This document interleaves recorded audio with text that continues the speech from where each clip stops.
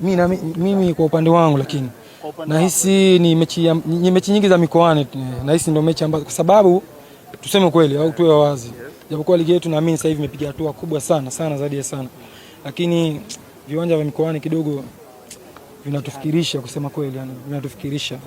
Tunapenda kucheza mikoani, lakini tunapenda vile viwanja vio katika hali ya ubora, ili sisi tutoe kile ambacho tunacho na wale wawe na usanifu wa kufanya kitu ambacho wanaweza kufanya. Hapa sasa katika viwanja vya mkoani, mechi ipi ambayo kwenu nyinyi ilikuwa mechi ngumu kweli kweli? Mechi ngumu.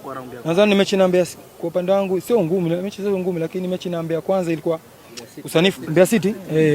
Mechi ilikuwa haina usanifu mkubwa, na kama ulivyoona tulikuwa hatupo katika kutengeneza zile kama kikawaida yetu, kama tunavyocheza hapa KMC, nadhani hatakuwa vile na kwa asilimia kubwa nadhani. Kwa ni mechi ambayo kidogo ilikuwa inatupa wakati mgumu. Kama hii mechi ya mwisho TRA ndio tunapana. Na TRA pia nahisi ni mechi ambazo zilikuwa zinatukosesha ufanisi.